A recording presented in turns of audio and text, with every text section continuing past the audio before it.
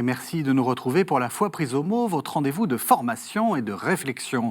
Nous voilà repartis pour une nouvelle saison et toute l'équipe de préparation de cette émission, nous sommes ravis de vous retrouver pour une année.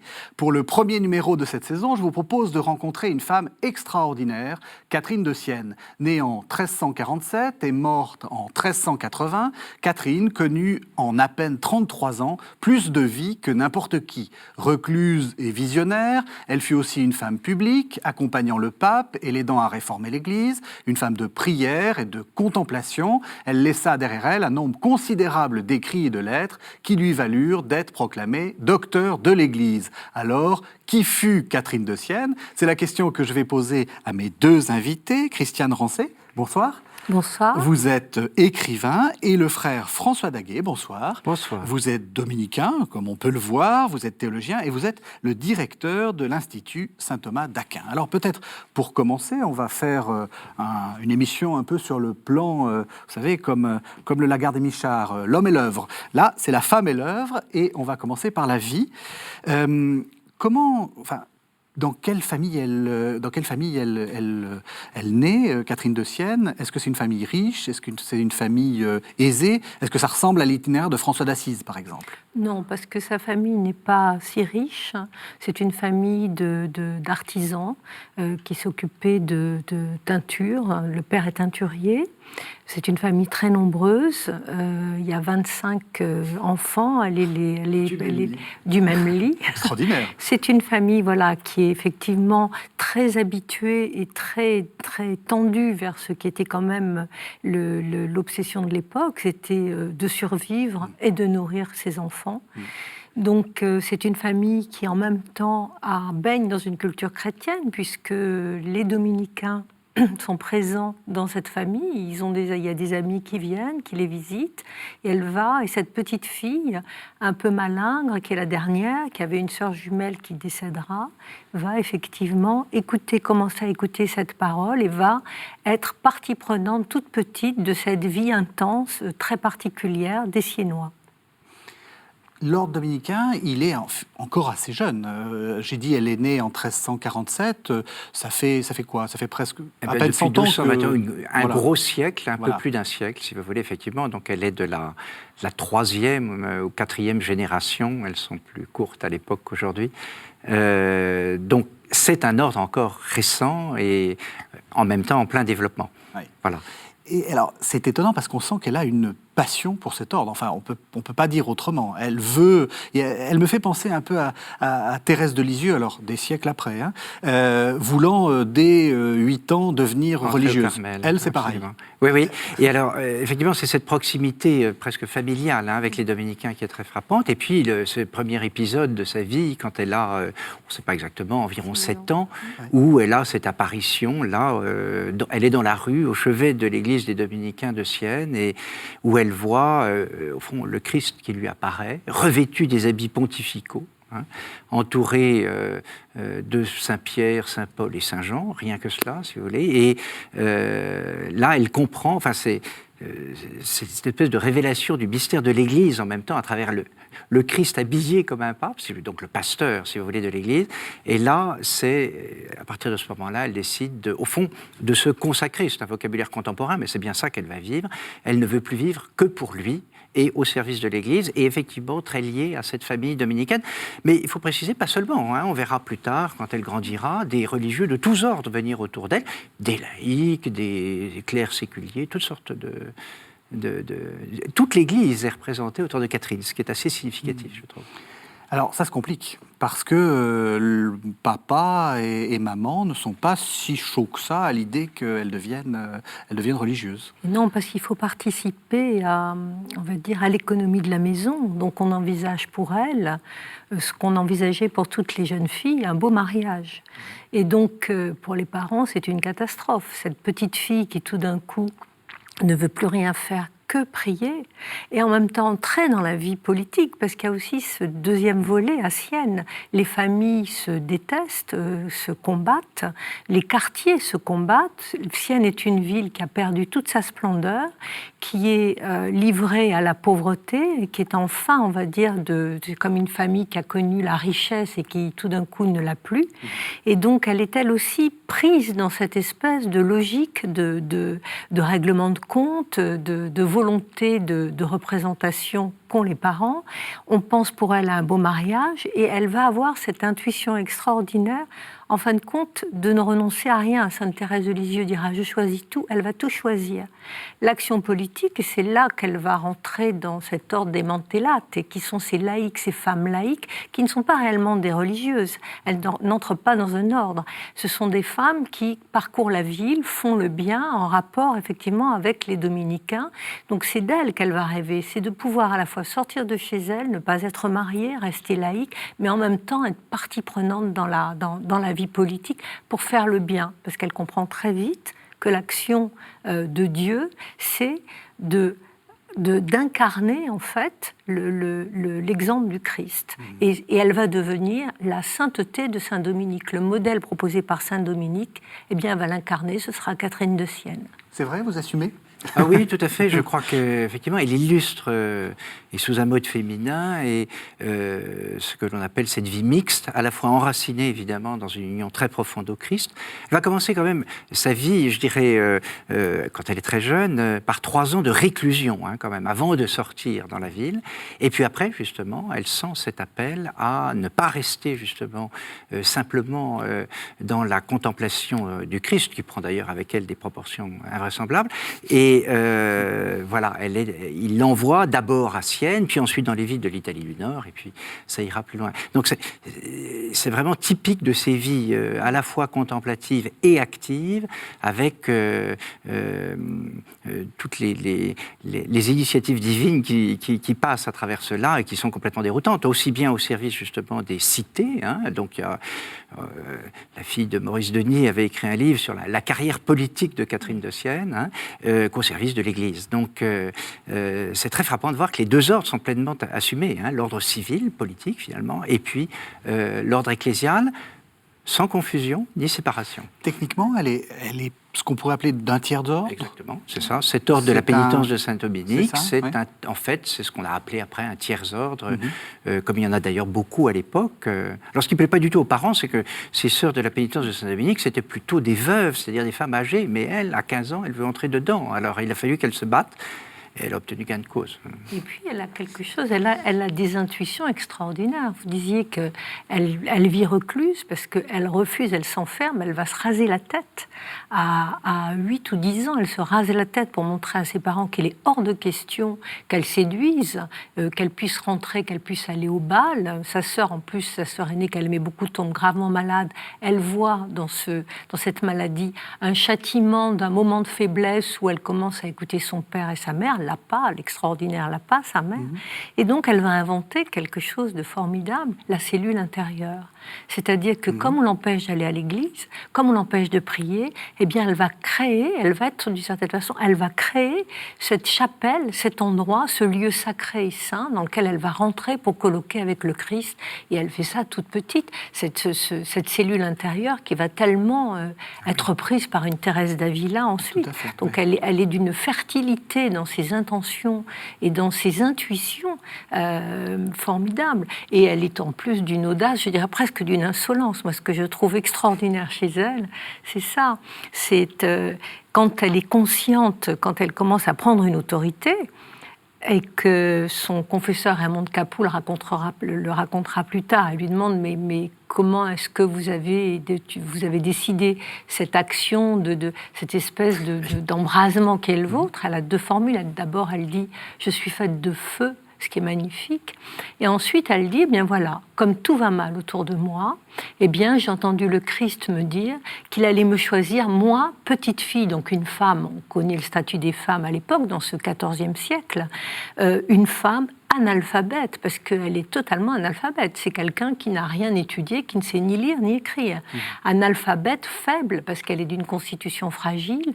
Eh bien, Jésus lui dit, c'est toi que je vais choisir pour donner l'exemple, pour montrer comment je suis capable de choisir ce qui est le plus méprisé, Voilà. ce qui est le plus simple, pour donner effectivement un exemple et redonner une parole de feu, de force, et remettre, on va dire, toute cette société qui partait, donc cette église qui partait à volo, hein, la société, les guerres, on va y venir, il y a la grande peste, il y a le schisme, il y a tout ce qu'il faut pour que ça aille très très mal. Et je trouve qu'elle est incroyablement moderne, parce qu'on pourrait dire, je ne vais pas dire, il ne faut pas faire d'anachronisme, mais elle dépasse systématiquement tout ce qu'on pourrait lui reprocher, qui viendrait de sa condition, de son érudition qui manque, et ça, elle est formidable pour ça. Oui. La phrase que vous rapportez, qu'elle cite elle-même à plusieurs reprises, et à la demande d'ailleurs de son confesseur, est magnifique. Hein, c'est le Christ qui lui dit « Je veux, avec ce qui est faible, confondre l'orgueil des forts. » Je veux, avec ce qui est faible, confondre l'orgueil des forts. C'est quasiment du Saint-Paul, hein. Oui, tout à fait. Ouais, on est tout à fait dans la... avec une modalité féminine. Avec une modalité féminine. Et donc, à l'époque, en plus... et de fait, quand on voit, par exemple, plus tard, Catherine débarquer à la cour d'Avignon, les cardinaux effarés, qui est cette petite femme de rien du tout, et en 48 heures, ils sont tous béats devant elle, et à quémander ses lumières et sa sagesse. Voilà. J'avais promis... la vie et l'œuvre, mais en fait, on va peut-être déjà, puisque avec ce que vous dites, c'est très important, aller aussi sur la théologie de Catherine de Sienne, l'idée que le Christ est intérieur, le maître intérieur. Enfin, ça, c'est quelque chose de fondamental dans sa pensée. Se connaître soi-même pour connaître le Christ. Oui, alors ça, je laisserai à un théologien beaucoup plus confirmé. Moi, je vais pouvoir en parler dans mon intuition et dans ce qu'elle m'a apporté personnellement. Mais effectivement, elle dit quelque chose qui me semble aussi radical pour aujourd'hui, extrêmement éclairant pour aujourd'hui, c'est qu'on ne peut pas connaître l'amour, ni l'amour du prochain, si on ne commence pas par connaître Dieu, si on ne commence pas par connaître le Christ, si on ne commence pas par connaître ses évangiles. Et elle va poser plusieurs phases, plusieurs, on va dire, étapes pour cela. Et parmi ces étapes, il y a quelque chose qui est très beau, c'est la prière. Voilà, c'est tout d'un coup, c'est Catherine de Sienne va redonner un sens très très profond à la prière, c'est-à-dire un sens incarné à la prière, puisque c'est en disant Dieu, en disant le Verbe, on le fait advenir. Et ça, c'est très beau. Elle a son traité des oraisons, les oraisons qui sont prises par sa belle brigade, ses amis qui vont la suivre, dicter ses compagnons. Et elle a des passages d'une très très grande élévation. Et après la connaissance de Dieu, il y a effectivement cette volonté pour elle d'aimer son prochain et en même temps de faire que revienne ce sens de la paix par la réconciliation et par le pardon. Pour moi, théologiquement, Catherine de Sienne, c'est une extraordinaire théoricienne du pardon et de la réconciliation. Oui, tout à fait. Et vous insistez à juste titre sur ce lien étroit chez elle entre cette espèce de dialectique au bon sens du terme, entre connaissance de soi et connaissance de Dieu. Et qui doit aboutir finalement à la connaissance de Dieu, de soi en Dieu et de Dieu en soi. Je crois que pour aujourd'hui, ça peut nous aider à nous purifier de regards très psychologisants, si vous voulez, sur la connaissance de soi. Non pas qu'il faille condamner, évidemment, tout regard psychologique, mais c'est l'objectivité de ce que nous sommes dans le regard de Dieu. Et c'est se mettre sous son regard, qui est un regard parfaitement actuel et un regard aimant, qui nous restaure et en même temps qui nous purifie de tout ce qui doit l'être. Elle est, de ce point de vue-là, tout à fait étonnante. Et elle donne, c'est une des notes sans doute d'ailleurs de sa doctrine, je pense, peut-être un peu dominicaine justement, une grande importance à la connaissance. Vous voyez, la connaissance de soi, la connaissance de Dieu, la connaissance d'ailleurs de toute chose.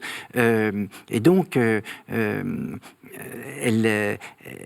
met très fortement en valeur ce rôle de l'intelligence, évidemment, toujours dans son lien à la volonté comme capacité d'aimer, hein, bien entendu. Mais vraiment, l'accent mis sur la connaissance est très, très puissant chez Catherine. Chez une femme qui était analphabète. Hein, oui, c'est ça. Oui. Comme vous disiez. Et donc une vie intérieure très intense et une vie mystique. Alors il y a des révélations, enfin c'est peut-être pas le bon mot, des visions, des choses comme ça. Il y a beaucoup elle a une vie intérieure très intense. Oui, parce qu'elle a quelque chose qui la caractérise, qui est cette volonté. C'est-à-dire, c'est quelqu'un, comme Thérèse d'Avila après elle, qui ne doute jamais de Dieu. Elle va douter d'elle-même dans sa difficulté par moment à l'approcher. Et elle va compenser ce qu'elle pouvait penser être une difficulté par une ardeur et une volonté, et elle va être autoritaire avec Dieu lui-même. Elle va exiger de lui qu'il vienne. Je veux, elle c'est son le grand mot. veut. Et ça, c'est extraordinaire. Oui. Voilà, le mot de Catherine, c'est ça, c'est « je veux ». Alors évidemment, elle va arriver dans un colloque extraordinaire avec le Christ dont elle va être récompensée d'une certaine façon avec des signes flagrants qui est les stigmates, les noces mystiques. Mais ce qui est important, ça n'est pas tant les stigmates ni les noces mystiques, qui est, on va dire, presque une union mystique avec le Christ, c'est simplement tout ce qu'elle nous montre dans ce désir, dans cette volonté et dans cette rigueur, parce que c'est quelqu'un qui est absolument sans concession. Elle ne se nourrit plus que d'hosties, elle est dans une ascèse, dans une pureté, dans un désir de vérité inoubliable, et qui d'ailleurs va avoir un effet qui est exactement l'effet de la sainteté, qui va être un effet purifiant autour d'elle et un effet d'entraînement. Voilà cette petite fille analphabète qui va se retrouver entourée de ce qu'elle va appeler sa belle brigade, ses amis, et qui représente absolument tout l'ordre social, depuis de simples paysans, de simples artisans, jusqu'aux rois et aux reines. Oui, on va y venir. Justement, avec notre regard moderne, quel regard il faut porter sur ces visions, ces phénomènes extraordinaires. Ces phénomènes extraordinaires. Ça tombe bien que vous soyez thomiste, parce que ça, c'est une question pour un thomiste, je trouve, c'est important. Oui, de fait, c'est une question qu'on m'a posée il y a peu encore. Je crois d'abord, ce qu'il faut bien dire pour commencer, c'est vrai qu'il ne faut pas d'abord s'arrêter à ça. Mais il est vrai qu'on ne peut pas fréquenter Catherine de Sienne sans être frappé quand même par la multiplication de ces manifestations extraordinaires, David. Donc, qui sont vraiment extraordinaires. C'est-à-dire qu'elles ne sont pas offertes à tous. C'est comme ça. C'est le bon plaisir de Dieu. Alors, moi, vous savez, il y va de la folle liberté de Dieu, donc on ne peut pas jamais rationaliser la conduite de Dieu sur les âmes. Moi, j'ai le sentiment, en tout cas pour elle, au moins, c'est que elle est d'un tel don d'elle-même au Christ et au Père, évidemment, dans l'esprit, que Dieu fait absolument ce qu'il veut avec elle. D'ailleurs, elle a pris très jeune, justement, cette décision de ne vivre que pour lui, de tout lui donner et de ne rien retenir pour elle. Et donc, au fond, c'est un terrain absolument libre pour l'œuvre divine, Catherine.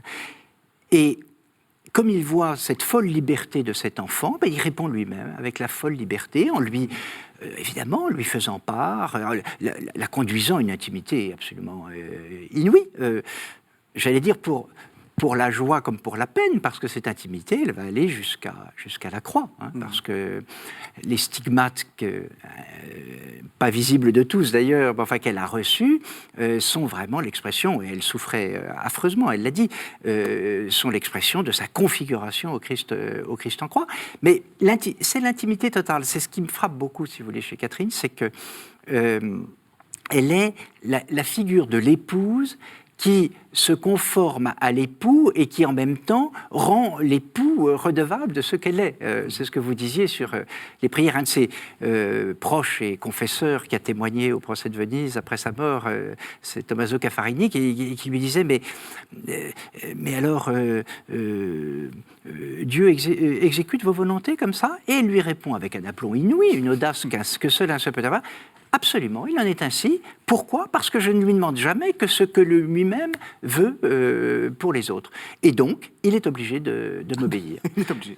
Voilà, ça c'est l'audace de Catherine. C'est l'audace de Catherine. Mais évidemment, ça passe par une remise totale d'elle-même entre les mains de Dieu. Donc Dieu fait comme il l'entend avec elle. Et évidemment, il l'a conduit sur des chemins tout à fait, encore une fois, extraordinaires quant aux manifestations. Mais ce qui est ordinaire, en revanche, c'est bien surtout ça qu'il faut rappeler, c'est la vie d'intimité avec Dieu, qui prend chez elle ces formes extraordinaires, mais qui, chez d'autres, ne les prennent pas. Vous évoquiez, à juste titre, Thérèse de l'Enfant Jésus. On n'a pas ces manifestations extraordinaires dans la vie de Thérèse, il y en a quelques-unes, mais très peu en proportion. C'est la liberté de Dieu. par rapport aux âmes. La métaphore qu'utilisait le frère est juste la métaphore nuptiale, puisqu'il va y avoir ce fameux épisode du mariage mystique en 1368. Alors, c'est quelque chose de très important dans la vie de Catherine, et puis c'est aussi quelque chose de très important pour la culture. On le voit représenté très fréquemment quand on va en Italie, le mariage mystique. Enfin, c'est vraiment quelque chose d'important. Alors, racontez-nous ce qui se passe. Alors, je vais plutôt laisser, pour ne pas employer de mauvais termes, simplement ce qui est important, c'est qu'elle le veut, ça aussi. C'est pas quelque chose, le mariage, les noces mystiques. Elle décide, depuis qu'elle est toute petite, depuis cette fameuse cellule intérieure, qu'elle veut rencontrer le Christ. Et comme elle a aussi quelque chose qu'il faut souligner, dans les manifestations autres que ces noces mystiques et ces stigmates, il y a aussi ce qui est quasiment un miracle, je dirais presque un signe extraordinaire, c'est l'intelligence, au sens premier, inouïe de Catherine de Sienne avec les Écritures. Et il n'y a absolument, je dirais presque, enfin là encore, peut-être que je me trompe, aucune erreur dans l'interprétation, rien. C'est-à-dire qu'elle va bien. Donc oui, mais ça c'est quand même absolument, c'est formidable. Sens, et c'est, je dirais presque, un signe d'union d'âme à âme. C'est le premier signe, vous me dites ce qui se passe, c'est le premier signe qui va se passer, cette première union qui va se concrétiser, je crois que c'est en 1367, je crois qu'elle a cette expérience, mais elle la connaît presque bien avant, parce que tout ce qu'elle fait, tout ce qu'elle dit, tout ce qu'elle va écrire dans les nombreuses lettres qu'elle va rédiger sont inspirées, et ça c'est indubitable, par effectivement les évangiles au regard de saint Dominique et de saint Thomas d'Aquin. Il y a un passage très intéressant justement dans le dialogue de Catherine de Sienne, donc expression mise par écrit de ce qu'elle recevait. Et c'est Dieu le Père en toute simplicité qui lui parle, et il lui parle de Thomas, qui est donc du siècle précédent, même pas 100 ans, une centaine d'années. C'est Dieu qui lui dit vois le glorieux Thomas, ce n'est pas tant, c'est étonnant, par l'étude qu'il a réalisé tout ce qu'il a accompli, que toute sa science, il l'a reçue dans l'oraison, c'est-à-dire par science infuse. Et ça, la part d'études chez Thomas, on sait la place qu'elle a prise, mais c'est exactement ce que vous venez de dire, madame. Et c'est pareil pour Catherine, c'est qu'ils sont tellement dociles à l'œuvre de l'esprit qu'ils se laissent instruire. Alors après, Thomas va mettre les choses en forme à sa façon, et Catherine va les exprimer d'une façon spirituelle, mystique à sa façon. Mais c'est bien cela qui est le cœur. Et justement, c'est le témoignage, comme vous le disiez, de... Vraiment, Catherine, c'est la mystique de l'épouse, et la mystique de l'épouse... qui prend la figure de l'Église, parce que n'oublions pas Saint Paul, dans l'Épître aux Éphésiens, le Christ a aimé l'Église, il s'est livré pour elle, afin de la purifier par une parole que le bain d'eau accompagne, il voulait se la présenter à lui-même, sans tache ni ride, ni rien de tel. C'est ça qui habite Catherine. Elle est la figure, et comme l'incarnation, comme la personnification de l'Église épouse qui va à la rencontre de son époux et qui n'a de cesse de vivre unie à lui. Et alors, l'échange des cœurs, aussi autre épisode dans sa vie, et les noces mystiques, dont la Vierge Marie, en toute simplicité, est le témoin, expriment cela, tout simplement. Voilà. Elle n'en a pas le monopole, d'ailleurs, il y a d'autres saintes qui ont connu cela, mais ça exprime bien la portée et la profondeur de cette relation d'intimité qui va jusqu'à cet aspect nuptial qui, je pense, je ne sais pas si vous serez d'accord avec moi, ne vaut pas seulement d'ailleurs pour les personnalités féminines, mais c'est toute la vie chrétienne, c'est ce que dit Thomas d'Aquin d'ailleurs, qui est nuptial par rapport au Christ. Saint Jean de la Croix a écrit des poésies absolument sublimes, où il se sent lui aussi époux du Christ par l'Église. Voilà. Mais ça, c'est aussi une chose qui est très belle chez Catherine de Sienne, c'est sa foi, c'est-à-dire c'est quelqu'un qui croit sans bémol, sans subtil distinguo. Elle croit en l'Église, c'est-à-dire dans cette assemblée de fidèles, en même temps qu'elle croit dans la représentation de l'Église, et Dieu sait qu'à l'époque, cette représentation laissait profondément à désirer, et elle a cette foi totale, qui est absolument éblouissante. Et là aussi, c'est une intuition formidable, parce qu'elle ne va pas être un de ces nombreux éléments. Vous savez, il y a eu énormément de ce qu'on a appelé après d'hérésies à l'époque, les bogomiles, les cathares, contre lesquels saint Dominique va essayer lui-même de se dresser. Ce n'est pas quelqu'un qui tout d'un coup, parce que dans une foi ardente, dans son ardeur à croire, va se mettre à créer quelque chose, à vouloir créer quelque chose de nouveau. C'est quelqu'un qui va être à la fois dans une totale liberté, dans une totale obéissance. Et ça aussi, c'est absolument inouï chez elle. C'est qu'elle va frayer cette espèce de nouvelle voie, à la fois d'amour pour l'Église, parce qu'elle va comprendre qu'il faut effectivement cette ossature, il faut ce qui va elle-même l'avoir inspirée, des saints Dominique, des saints Thomas d'Aquin, il faut rester dans le respect de ce dogme, c'est-à-dire de la compréhension des évangiles, et en même temps, elle va être incroyablement libre, parce qu'elle va parler au pape, elle va écrire des lettres au pape, aux bourgeois, aux aristocrates, au roi, quasiment à la reine de Naples, en lui rappelant qu'il faut qu'elle soit une fille de l'Église. Elle les rappelle à l'ordre, et ça, c'est formidable. Eh bien, c'est parfait, parce que vous faites une transition avec la deuxième partie de cette émission, et aussi le texte que je voulais vous faire entendre. C'est la lettre 82 à un certain frère Juste, qui était prieur des Olivetins, et en fait, c'est une lettre toute gentille, mais quand même plutôt de remontrance. Mon très cher Père dans le Christ, le doux Jésus, moi, Catherine, la servante et l'esclave des serviteurs de Jésus-Christ.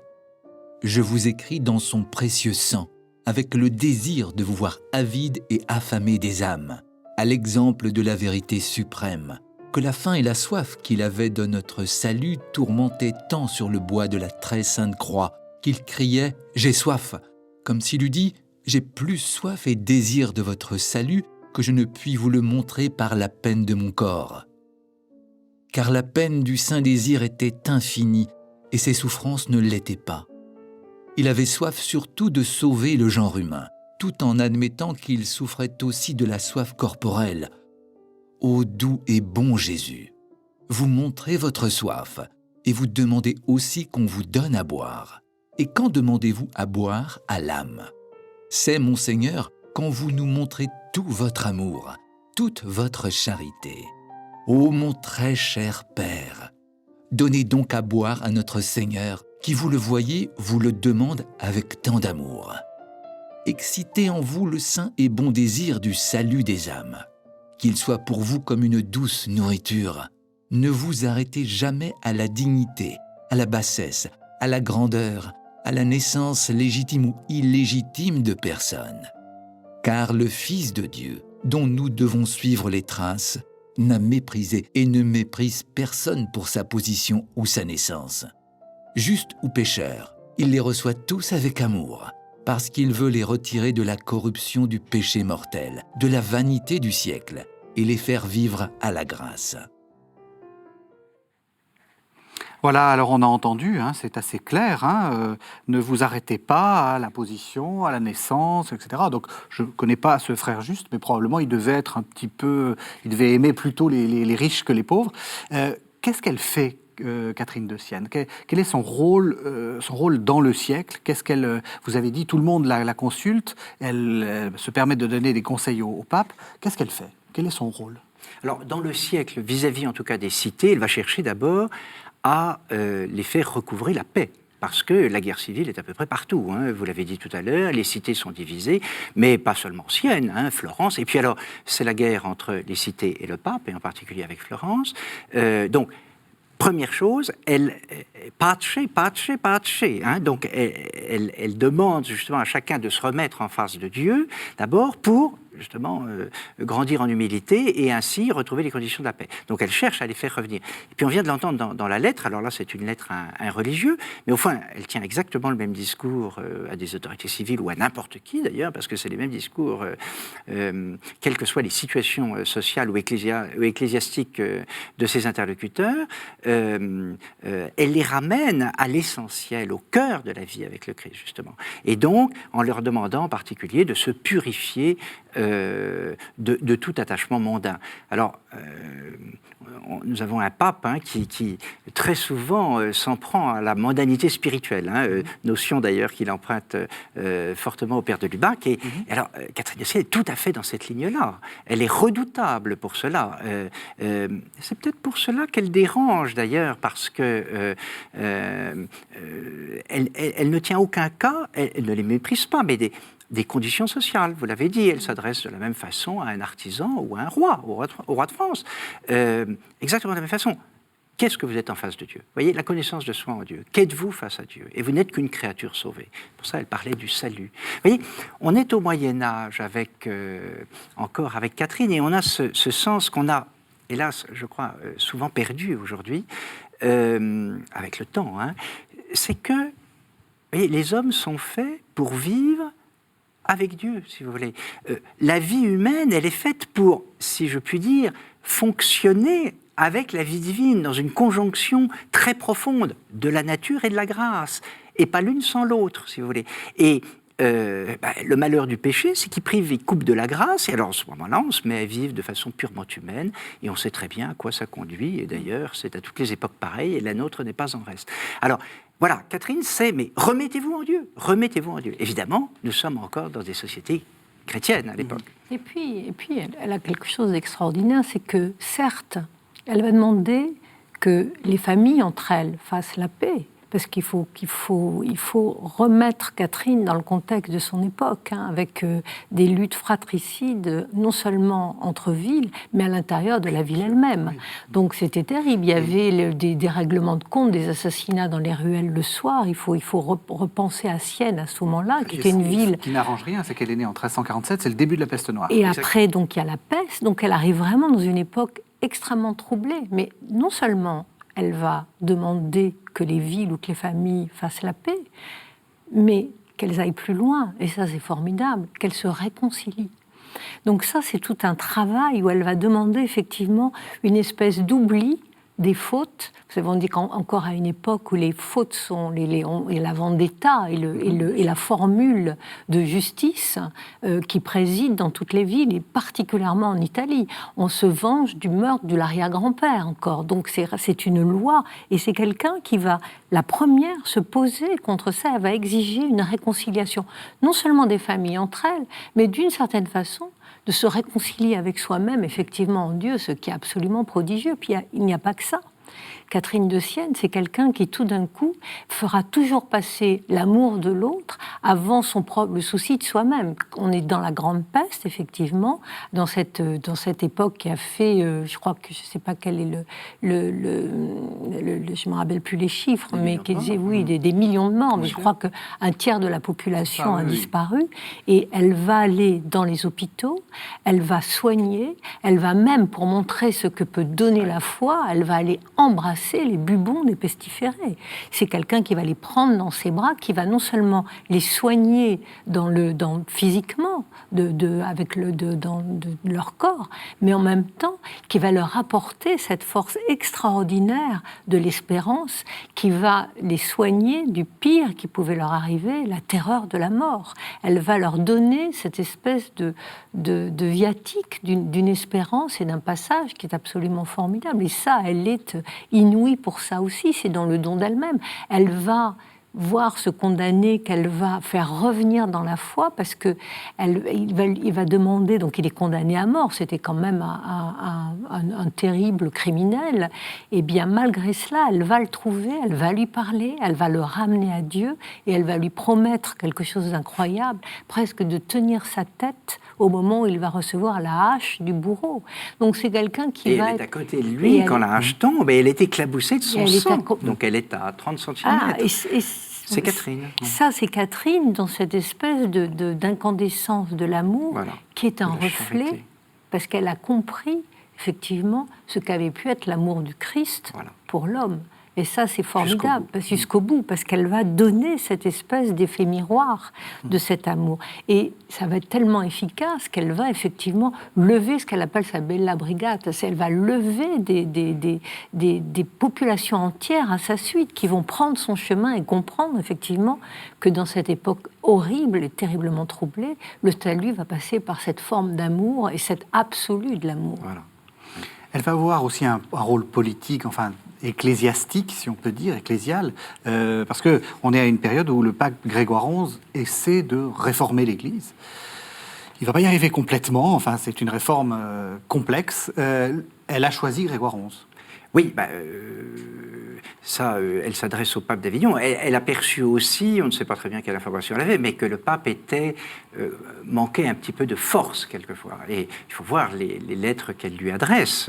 Soyez un homme viril. Donc elle l'exhorte justement à avoir le courage de prendre les décisions qui, évidemment, vont déplaire pour cette fameuse réforme de l'Église. Le terme revient si souvent sous sa plume et dans ses paroles, assurément, parce qu'elle a une claire conscience, justement, du besoin de purifier le jardin de la Sainte Église, comme elle dit, de toutes les fleurs pourries qui peuvent y demeurer.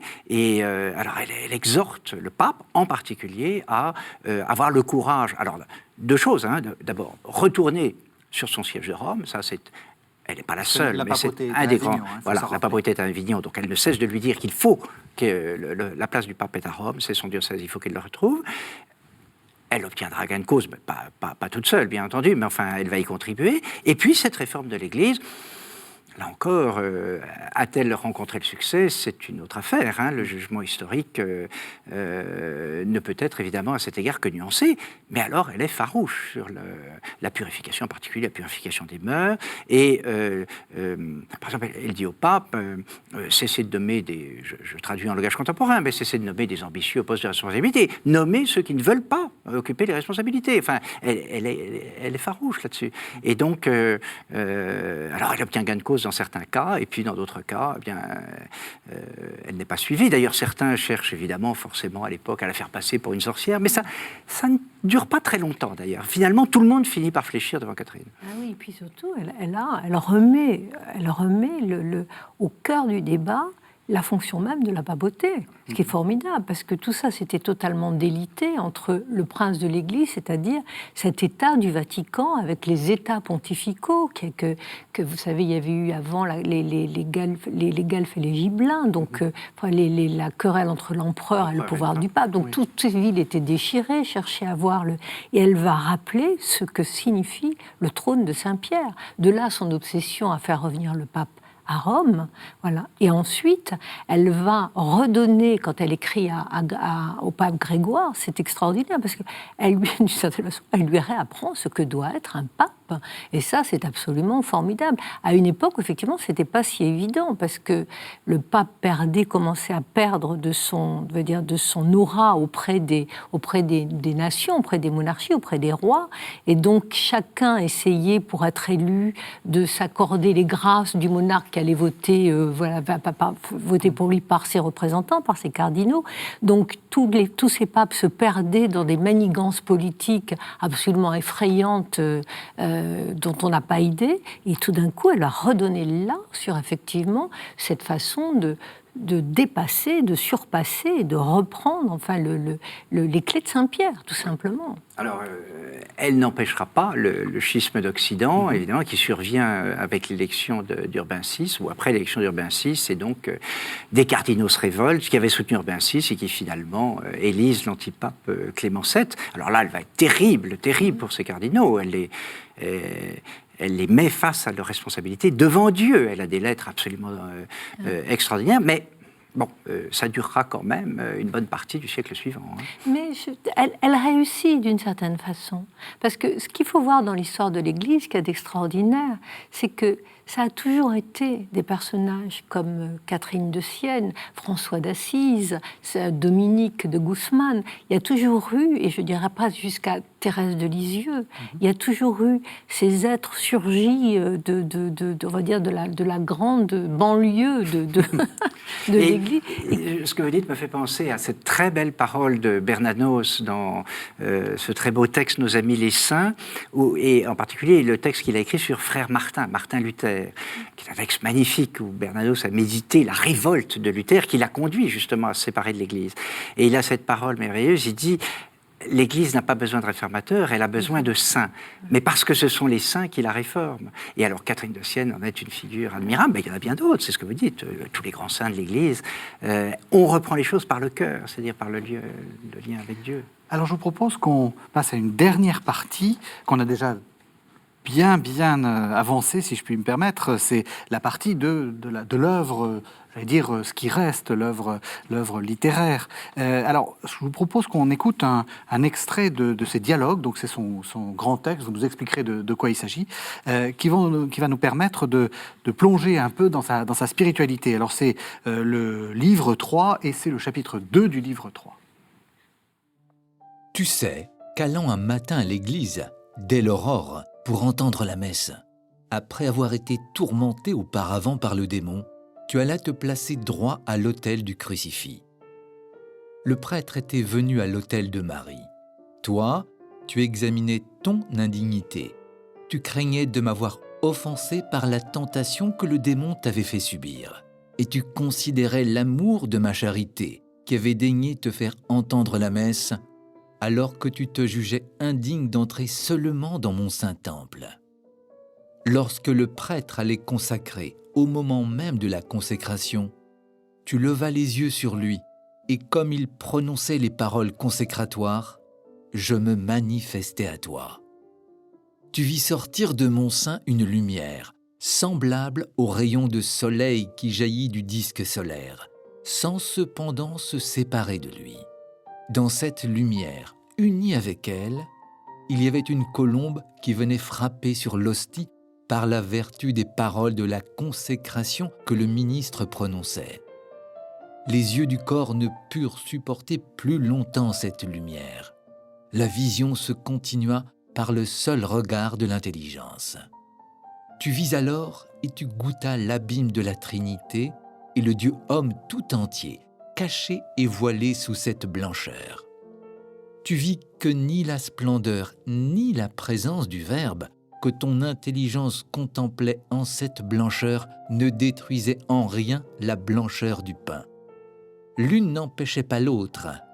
En faisant le Dieu homme présent en ce pain, je ne supprimais pas le pain. Je veux dire sa blancheur, sa dimension, sa saveur.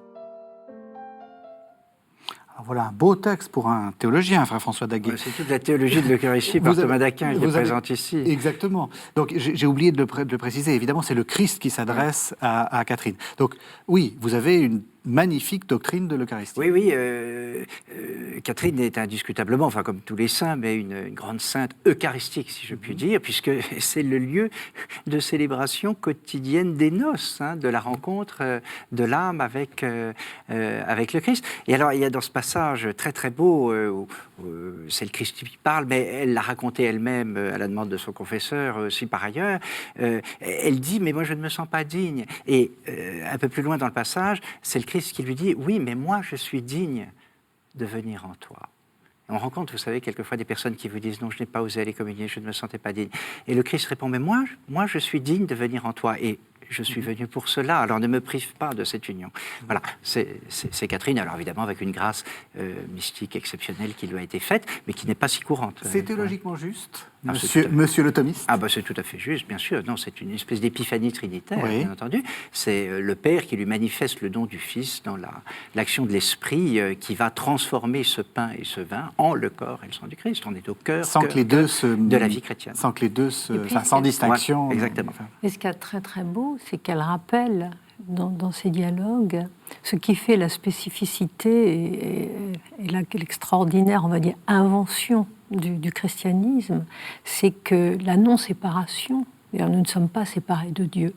c'est justement ces noces répétées dans l'Eucharistie, on va dire consommées dans l'Esprit Saint.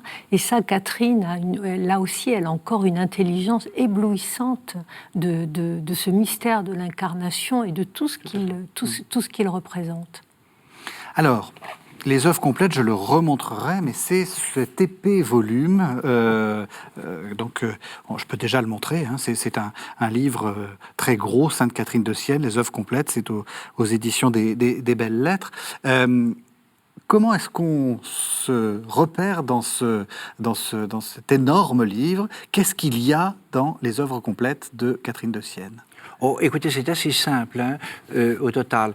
Et on peut l'avoir avec des volumes séparés. On n'est pas obligé d'avoir le totum. Ce totum en permanence, même s'il est fort intéressant. Il y a donc ce livre des dialogues qui est, au fond, l'expression de sa doctrine spirituelle. C'est en fait ce qu'elle dictait, en particulier, lors de ses extases. Hein. Et deux ans avant sa mort, et voilà. en 6 jours. C'est ça aussi qu'il faut... C'est la fin de sa vie. C'est fulgurant. Voilà. C'est à la fin de sa vie, elle va dicter ce... Et alors, c'est là qu'il y a véritablement... on peut le dire, et c'est pour ça d'ailleurs que Paul VI l'a proclamé docteur, vraiment toute une doctrine de la vie spirituelle dont on dira quelques mots si vous voulez.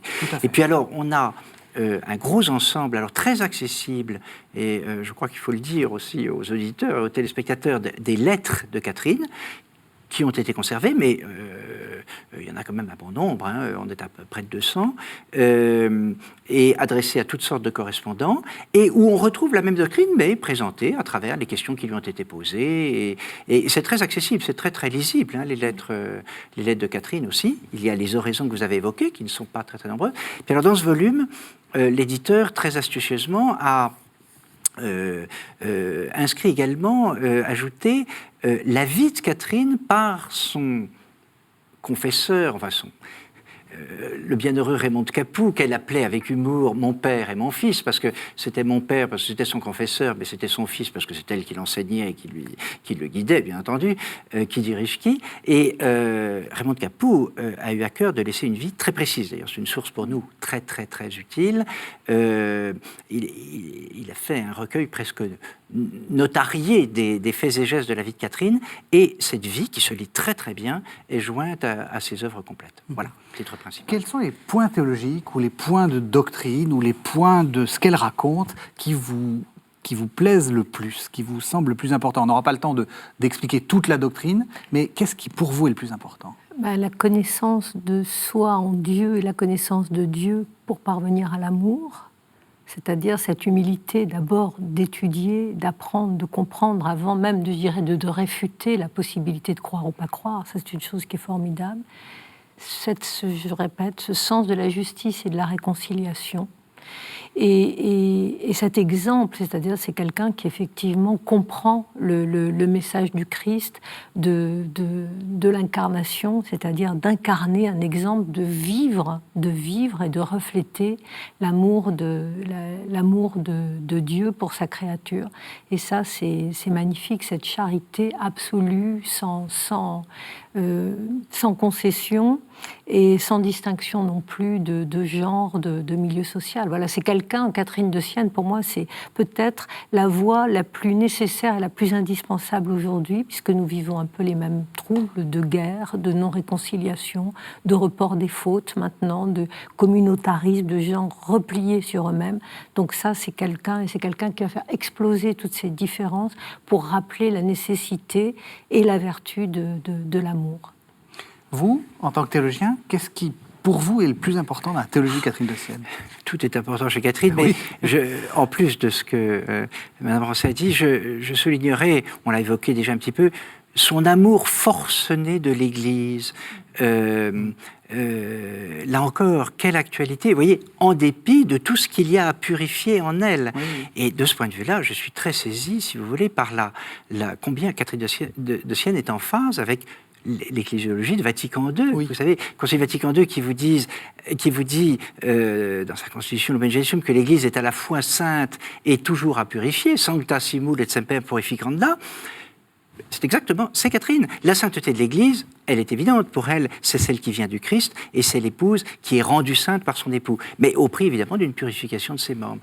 Et c'est quelque chose de vital en elle. Vous voyez, il faut le dire peut-être aussi à nos contemporains, parce qu'on pourrait très naturellement se laisser arrêter précisément par toutes ces fautes, et combien, oui, n'est-ce pas, elles nous sont données à connaître aujourd'hui, oui, qui sont immenses. Oui, mais justement, elles ne font que manifester l'exigence de purification, mais ne portent, en quelque sorte, ne remettent pas en cause la sainteté viscérale de l'Église qu'elle tient de son époux, le Christ, et qui sans cesse la sanctifie et veut la sanctifier si nous voulons bien y coopérer. Puis peut-être le deuxième trait que je soulignerai à propos de Catherine, qui ressort également de vos propos, madame, si j'ose dire, Catherine, et c'est très en phase aussi avec Vatican II, c'est la sainteté pour tous. Et si j'ose dire, la mystique pour tous. Vous savez, quelquefois, on a une conception de la vie mystique comme quelque chose de réservé à des âmes d'élite extraordinaires. Tout le monde ne vit pas ce qu'a vécu Saint Jean de la Croix. Tout le monde ne vit pas, d'ailleurs, ne vit pas non plus ce qu'a vécu Catherine de Sienne. Mais la doctrine spirituelle de Catherine, notamment telle qu'elle s'exprime dans son dialogue, c'est la voie de la sainteté offerte à tous. Et c'est précisément ce que dit le Concile Vatican II, l'appel universel à la sainteté. Et ça, elle le prêche à tout un chacun. Voilà. Alors, Sainte Catherine de Sienne, œuvre complète. On trouve ça donc avec une préface de vous, frère François Daguet. Donc on trouve ça aux éditions des Belles Lettres. Et puis, je voudrais que vous disiez un mot, Madame Rancé, de votre dictionnaire amoureux des saints, qui est un livre que je trouve vraiment, je ne vous le dis pas parce que vous êtes invité, mais même si c'est aussi pour ça que je vous ai invité, un très beau livre, parce que c'est un livre très sensible, vous avez mis beaucoup de vous-même dedans. Qu'est-ce que vous avez voulu nous expliquer ? Deux choses. La première, c'est que les saints ne sont pas des statues poussiéreuses posées sur des étagères de sacristie. Ce sont des exemples d'hommes et de femmes qui ont donné toute leur vie pour justement, comme Catherine de Sienne, ramener ce message d'amour et cette exigence d'amour au cœur de nos propres vies. Ça, c'est la première chose. Et la deuxième chose, pour rappeler aussi tout ce qu'on leur doit et qu'on oublie de dire, l'assistance publique, l'amour, la charité, l'enseignement pour tous, donc ce langage universel, et la nécessité aujourd'hui de présence, de les rappeler à nous, de s'en inspirer, parce qu'il n'y aura pas, ce sont des vivants, ce sont de grands vivants, ils sont plus vivants que nous, je dirais d'une certaine façon, bien plus vivants que nous, même si morts depuis longtemps, parce que je ne crois pas qu'il y aura un avenir possible, et je ne crois pas que l'actualité encore de 2019 nous ait donné le contraire. Il n'y aura pas d'avenir possible sans sainteté. La grande question de l'avenir de l'humanité passera par la question de sainteté. C'est une question urgente qu'il faut remettre au cœur, non seulement de nos vies personnelles, de nos vies spirituelles, mais au cœur de l'actualité, au cœur de la vie politique. Et bien voilà un appel pour commencer une saison de la foi prise au mot qui sonne bien. Merci à tous les deux. Pardon, j'ai oublié, c'est publié aux éditions Plomb, le dictionnaire amoureux. Merci à tous les deux de nous avoir fait découvrir Catherine de Sienne. Merci de votre fidélité et on se retrouve la semaine prochaine.